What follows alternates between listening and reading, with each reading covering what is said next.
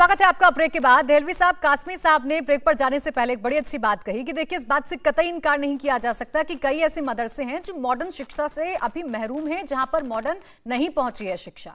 बिल्कुल, देखिए इस बात से तो मैं बिल्कुल इत्तेफाक करूंगा, इनसे भी इत्तेफाक करूंगा और जो चेयरपर्सन साहब है उनसे भी इत्तेफाक करूंगा कि हर बच्चे को ये इख्तियार हासिल है कि उसको मॉडर्न एजुकेशन या साइंटिफिक एजुकेशन हर किसी के पास पहुंचनी चाहिए। इसमें कोई दराय नहीं है। अगर कोई व्यक्ति इससे अपनी राह फरार इख्तियार करता है तो उसका समर्थन नहीं किया जा सकता। लेकिन मैं आपको 2-3 उदाहरण देता हूँ। यहाँ तलहा बतौर वकील मौजूद हैं। इनके वालिद साहब MLA भी रहे हैं, लेकिन जो उनकी पृष्ठभूमि एक मदरसे से आती है, वह एक बेहतरीन वक्ता भी हैं, एक अभिवक्ता भी हैं। तो लिहाजा मैं समझता हूँ कि कहीं ना कहीं मदरसों में, बहुत सारे मदरसों में अगर कहीं कमी और खामी हो तो बेहतर ये था कि हम उस तरफ तवज्जो देते। पहली चीज़, चूँकि न्यू एजुकेशन पॉलिसी, और मैं प्रधानमंत्री से चाहता हूँ कि इस पर टीका टिप्पणी करने से बेहतर ये है कि अगर कोई न्यू एजुकेशन पॉलिसी कोई लोगों का पाबंद बनाया जाता है कि साहब वहाँ पर प्राइम, जैसे अभी तक मैं 2-3 बातें बड़ी संक्षेप में कहूँगा, फिर आप मौका दीजिएगा। पहली चीज़ तो ये है कि दिल्ली, आसाम, बंगाल, तेलंगाना और उत्तर प्रदेश में भी, चूंकि योगी आदित्यनाथ जी ने अब उसको बंद किया है, अक्सर मदारिस वो होते जहां प्राइमरी एजुकेशन कंपलसरी थी और उनके लिए जो टीचर आते थे, जिसको आप कहते हैं शिक्षा मित्र वगैरह जो भी कहते थे उनको, वो सरकार वहां पे अपॉइंट करती थी, लेकिन उसको अब बंद कर दिया गया। दूसरी चीज़ जो हमारे नीरज जी ने कही और हमारे चेयरपर्सन साहब ने भी कही, चूँकि कोई व्यक्ति जो यहाँ मौजूद नहीं, ना मैं उसका प्रवक्ता हूँ ना मैं कहूँगा, लेकिन मेरा कहना यह है कि अगर किसी सांसद, क्योंकि बदरुद्दीन अजमल एक सांसद भी हैं और तीसरा टर्म उनका सांसद है, 19 MLA के साथ, अभी बीजेपी के एक MP को उन्होंने जिताया भी हेमंतों के साथ मिलके। मेरा कहना, अगर कोई इस तरीके का उन पे आरोप था, अब तो वो आपकी पार्टी के 5 MLA ने जो है वो, आप उनकी मदद से आप आसाम से राज्यसभा चुनाव जीत के आए हैं, अगर कोई था तो उनकी आप जो संसद की जो उनके मेंबरशिप है उसको ख़त्म करवा दीजिए। और वजाहत साहब को भी मैं कहता हूँ, वो खुद कासमी हैं और चूंकि आप दोनों की विचारधारा भी है कि दोनों राष्ट्रीय या दोनों जो संघ से जुड़े हुए हैं, बजाय इसके कि हम मदरसों को, मौलवियों को कोसें, न्यू एजुकेशन पॉलिसी के अंदर मदरसों का मॉडिफिकेशन कैसे किया जा सकता है, इस पे बात कीजिए। कोई कोर्स नहीं रहा, चर्चा कर रहे हैं और यही तो सवाल है ना कि जब जब चर्चा होती है, जब जब आपत्ति दर्ज की जाती है, तो नहीं देखिए देहलवी साहब, यही तो सवाल है ना कि जब जब चर्चा की जाती है, जब जब इस बात को उठाया जाता है, इसे मजहबी रंग दिया जाता है, इसे कहा जाता है कि समुदाय विशेष को टारगेट किया जा रहा है। बिल्कुल नहीं, इसमें नहीं। मैं कहता हूं कि मैं फिर कह रहा हूं, मैं आज, हो सकता है मेरी बात से बहुत से लोगों को बुरी बात लगेगी, लेकिन प्रधानमंत्री की न्यू एजुकेशन पॉलिसी और जो उन्होंने कहा कि नील इंफ्रास्ट्रक्चर के साथ ट्राइबल और देहाती और हर कस्बे तक जो तालीम पहुंचना चाहिए, उस बड़ी भूमिका निभा सकते हैं और मैं उनसे ये कहता हूं कि सामने आए। लेकिन सवाल उनको लेकर है जो चल रहे हैं अनरजिस्ट्री है। आमिर जी, अब आप इस बात का जवाब दीजिए। अगर ऐसे मदरसों पर सवाल खड़े हो रहे हैं तो दिक्कत कहां है? देखिए, फिर मैं एक बात मदरसे पे, तो मैं अपनी बात, तो आपने मौका नहीं दिया तो मैं बस पूरी करना चाहूंगा, बस 2 बात, उसके बाद आप जो कहेंगे मैं कहूंगा। आप ये जान लीजिए कि हिंदुस्तान के जो पहले एजुकेशन मिनिस्टर थे मौलाना अबुल कलाम आजाद, उनसे लेकर जो हिंदुस्तान के मिसाइल मैन कहे जाते थे डॉक्टर APJ अबुल कलाम, ये सब मदरसे से पढ़े, मदरसे से फारिग हुए। हिंदुस्तान के पहले राष्ट्रपति डॉक्टर राजेंद्र प्रसाद मदरसे से पढ़े।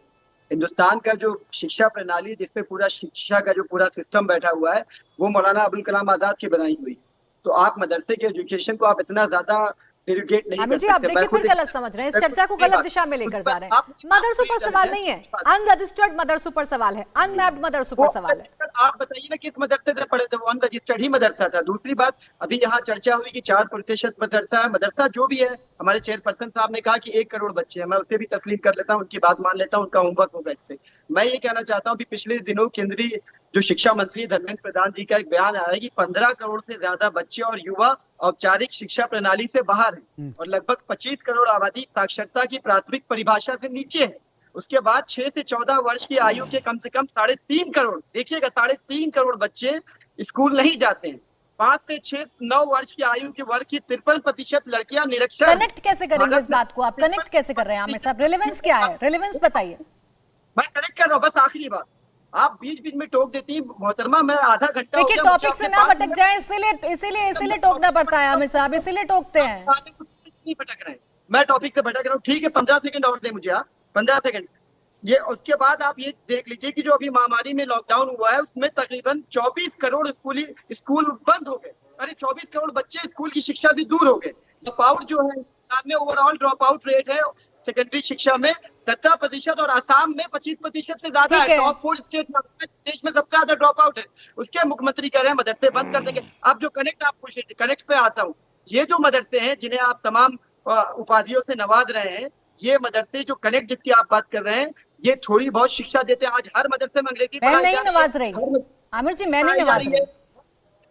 दहलवी जी, साहब भी इस बात को स्वीकार कर रहे हैं, बिल्कुल। कासमी साहब भी इस बात को स्वीकार कर रहे हैं। मैंने नहीं नवाज क्या इस बात को स्वीकार कर रहे हैं कि बहुत से ऐसे मदरसे हैं जो किस तरीके से चल रहे हैं, हम सबको पता है। मैं किसी को पॉइंट आउट नहीं कर रहा हूँ। आपने कनेक्ट की बात की, मैंने कहा जो मदरसे जिन्हें हमारे चेयरपर्सन साहब 1 करोड़ बच्चे मदरसों में तालीम याफ्ता बता रहे हैं, ये मदरसे देश की जो शिक्षा प्रणाली जो अस्त व्यस्त है, जिसकी हालत खराब है, उसमें कंट्रीब्यूट कर रहे हैं ये मदरसे। कैसे कर रहे हैं? कैसे कर रहे हैं? समझाइए मुझे, दर्शकों को भी समझा दीजिए ताकि कंफ्यूजन दूर हो जाए। मैं बता रहा हूँ, मैं आपको 2-3 एग्जांपल देता हूँ। अभी पिछले दिनों शाहिद रजा खान एक आईएएस है, वो मदरसा अशरफिया से फारिग होकर गए हैं। आईएएस में उन्होंने टॉप रैंकर्स में से एक हैं। अभी मेरे सामने 3 नाम मैं आपको पढ़ के बताता हूँ। डॉक्टर सलीम, हाफिज वहीद, डॉक्टर कामिल। ये तमाम बच्चे मदरसे से ही, ये 2 बच्चे मेरे अपने जिस मदरसे से मैं पढ़ा हूँ वहां से उन्होंने हिफ्ज किया, कुरान पूरी मुकम्मल की, उसके बाद एमबीबीएस इस वक्त कर रहे हैं। आमिर रशादी साहब, आप समझ नहीं रहे। मैं इन लोगों पर सवाल नहीं खड़े कर रही, ना मैं इन मदरसों पर सवाल खड़े कर रही। मेरा सवाल इनको लेकर है ही नहीं। इनको अरे मदरसे के बच्चों की आप सवाल मेरा इन मदरसों को लेकर है ही नहीं ना। जिस सवाल को कासमी साहब ने उठाया वही सवाल मैं आपके पास लेकर आई। आप उसका जवाब दे दीजिए, आप उसका जवाब दे दीजिए, आप उसका जवाब दीजिए ना कि वो जो मदरसे जहां पर अभी तक मॉडर्न शिक्षा नहीं पहुंच पाई, उनके लिए क्या होगा। बाल विद्या निकेतन में क्या बताया था आप? कर्नाटक के स्कूल में उस पर भी चर्चा कर लेंगे, उस पर भी चर्चा कर लेंगे, आपको बुला लेंगे, उस पर भी आप बात रख लीजिएगा। देखिए यही तो बात है दहलवी साहब कि अगर हम किसी चीज को उठाएं, किसी चीज पर अगर ध्यान केंद्रित करें तो फिर उसे किसी समुदाय विशेष से जोड़कर देख लिया जाता है। गलत है ना, ये प्रैक्टिस गलत है। एक बुनियादी आपत्ति आपसे है, आपने कहीं भी ये नहीं कहा कि मदरसे ठीक है, आपने बिल्कुल कहीं नहीं जोड़ा उनको। अब सिर्फ चेयरपर्सन साहब ने एक बात कही, आपने उसी को आधार बना लिया।